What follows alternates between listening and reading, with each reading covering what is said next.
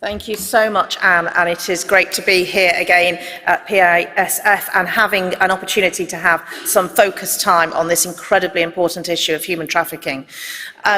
Human trafficking is a crime that occurs wherever there is trauma, disaster, war, wherever there's an opportunity for a human being to abuse another human being for financial gain.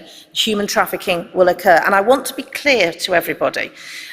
This is a financial crime. It is not a migration crime. I fear too often there is a confusion with people trafficking and people smuggling. Well, human trafficking is a coercive crime. You are forced as a human being to do something for little or no pay that another human being financially gains from. Whereas people smuggling is often a consensual crime. You are paying somebody to change your migration status, to get you to a country you have no legal right to be in. They are two very different crimes, but unfortunately, I think it's partly because the word traffic, which has a very strict definition in international law set out in the Palermo Protocol, which we mark the 20th anniversary of the start of the implementation of the Palermo Protocol this year. The Palermo Protocol sets out the definition of trafficking, but in the English language, we think of trafficking as being the fact you can't get around the city very well because there's too many cars. And we need to really be clear when we're thinking about what this crime is.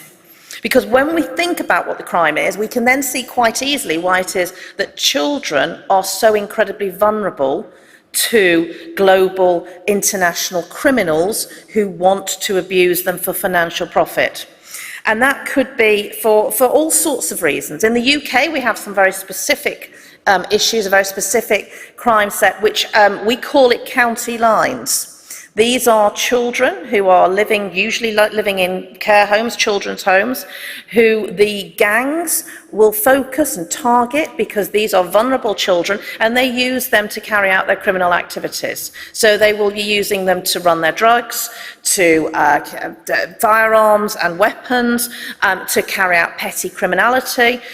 These children then return to their care homes as if nothing has happened, but of course they are actually bringing the crime problems that we see, the gang crime problems we see in cities, they're taking them across the whole country. That's why we call it county lines. It's the movement across counties into our shire areas. We also have children that are children who are migrant children who are abused, and there's a big problem with children who believe that they're coming to a country for a better life. One particular area that I did want to just focus on for a couple of moments is the issue of sport trafficking.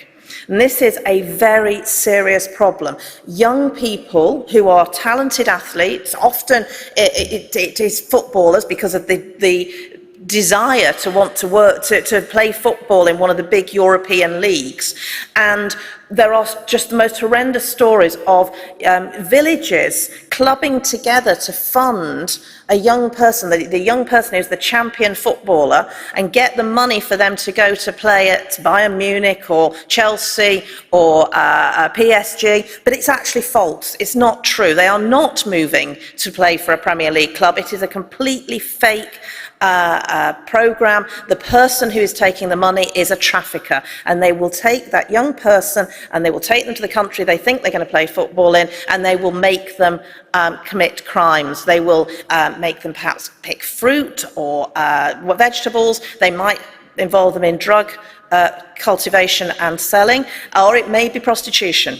And this is a really big problem. We saw a lot of it in the UK when we hosted the Commonwealth Games recently. We were very alert to that. We also have had it when we hosted the 2012 Olympics. We were very alert to the possibility that people were going to come to the country thinking they were going to be competing in the Olympics, but actually they were being brought into the country to be abused. There's one other issue I wanted to touch on before I go on to how do we tackle this. And that is the issue of the Ukrainian children who have been stolen by Russia. Now, there are over 19,000, probably 20,000 children who are currently living in Russia. They have been taken from their families, they've been taken from their loved ones, and they have been told they're not wanted at home and they are going to be Russians, and they are being adopted by Russian families. We know this is happening. The world needs to step up and find a way to get those children back to their families, because I was at a conference recently in Warsaw, and there's a few people in the room who were at the same conference, where we heard the stories from the families who have lost their children. They are loved children, they are Ukrainian children, and this is using human beings for warcraft, using them as part of the attack on Russia, stealing these children. And so the global community must step up all of our efforts to get these children back. So how do we stop this? Well, the first thing has to be education. We have to educate both young people, the risks of what trafficking looks like, and we had a fantastic conference yesterday where we heard from people who had been child victims themselves, and the passion that they display in wanting to educate all young people to know what the signs are so that they don't become victims themselves is so incredibly important. But we also have to educate the educators. We need to make sure that the teachers know what to look for. We need to make sure that healthcare professionals need to know what to look for. When the young girl comes in to the nurse's surgery with yet another sexually transmitted disease, don't just prescribe the antibiotics. Try to find out if that's because she's being abused for sexual purposes, whether she's being prostituted. She very well might be. When the police officer arrests that young boy for drug offences for the umpteenth time, is that because that young person is being abused and being forced to commit those drug offences?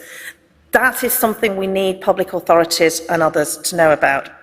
And we also need to break the business model. Quite simply, we've got to go after the criminal finance.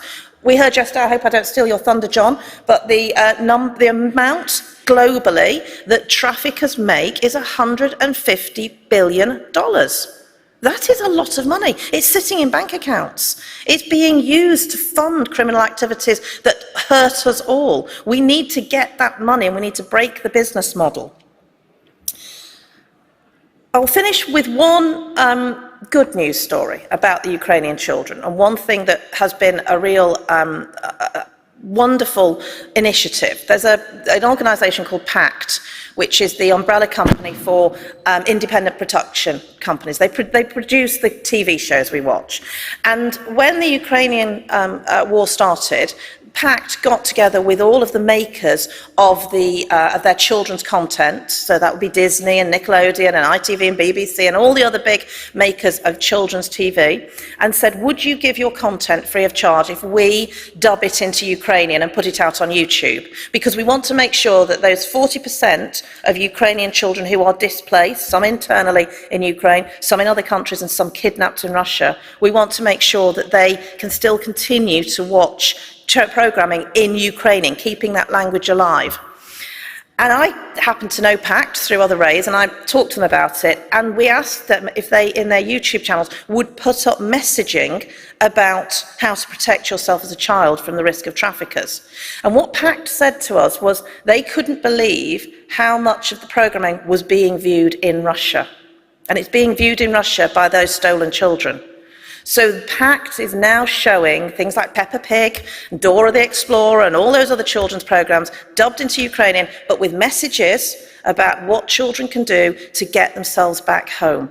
And that is the kind of thing where we can use technology, we can use social media, we can use education, we can use every weapon we have to try to get to those children and give them the information they need, because that's how we will make sure that we break that business model and we get those children home. Thank you.